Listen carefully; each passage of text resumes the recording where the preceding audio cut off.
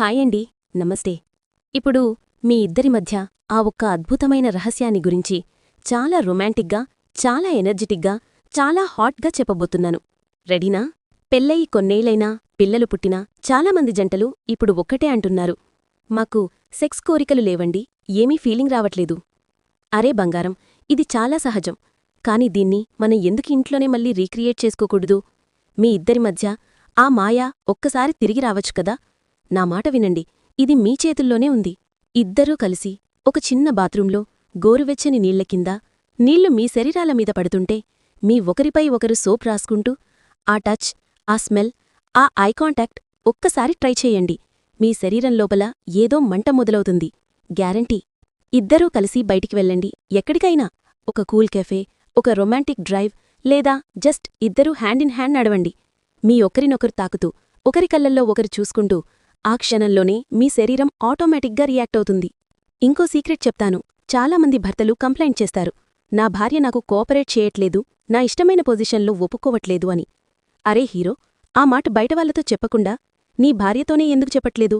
రాత్రి దుప్పటి లోపల ఆమె చెవిలో మెల్లిగా, సెక్సీగా, బేబీ, నాకిలా చెయ్యాలనిపిస్తుంది, నీకు నచ్చుతుందా అని అడుగు. ఆమె కళ్లల్లో కాంతి వస్తుంది. నమ్ము. పాతగుళ్ళు ఆలయాలు చూడండి, ఇద్దరు కలిసి ఆ కామశిల్పాలు, ఆ భంగిమలు, ఆ రొమాంటిక్ ఫీల్, ఇంటికి వచ్చేసరికి మీ ఇద్దరి మధ్య ఒక అగ్నిపర్వతమే మొదలవుతుంది. ట్రై చేసి చూడండి. పెళ్లైన కొత్తలో రోజూ కలవండి, రోజూ. 3 నెలలకోసారి, 6 నెలలకోసారి కాదు, రోజూ. అదే మీ బంధాన్ని బలంగా, రొమాంటిక్గా, హాట్గా ఉంచుతుంది. ఇంకో ముఖ్యమైన విషయం, మీ కమ్యూనికేషన్. మీరు ఒకరితో ఒకరు ఎంత లవ్లీగా, ఎంత రొమాంటిక్గా మాట్లాడతారో మీ సెక్స్ లైఫ్ కూడా అంతే అద్భుతంగా ఉంటుంది.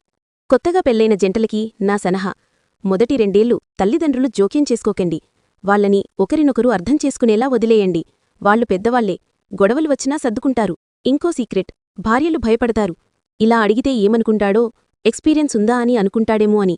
కాని నీకు తెలిసిందానికంటే నీ భార్యకి చాలా ఎక్కువ తెలుసు బంగారం. ఆమె మనసులో ఎన్నో కోరికలుంటాయి. నువ్వు మెల్లిగా, లవ్లీగా అడిగితే ఆమె నీకోసం ఏదైనా చేస్తుంది. చివరిగా, నీ భార్యను ఎప్పుడూ నీ అమ్మతో, అక్కతో, బయట అమ్మాయిలతో పోల్చకు.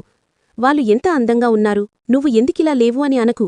నువ్వు ఆమెనే ఇష్టపడి పెళ్లి చేసుకున్నావు కదా, ఆమెను ఆమెలాగే ప్రేమించు. ఆమెను ఆమెలాగే ఆలింగనం చేసుకో. ఆమెను ఆమెలాగే కిస్ చెయ్యి. అప్పుడు చూడు, మీ ఇద్దరి మధ్య ఆ రొమాన్స్, ఆ ఫైర్, ఆ హాట్ కెమిస్ట్రీ ఎప్పటికీ చెల్లారదు. Love you all. ఈ వీడియో మీ లైఫ్లో మ్యాజిక్ తెస్తుందని ఆశిస్తున్నాను. లైక్ చేయండి, షేర్ చేయండి, కామెంట్లో మీ ఎక్స్పీరియన్స్ రాయండి.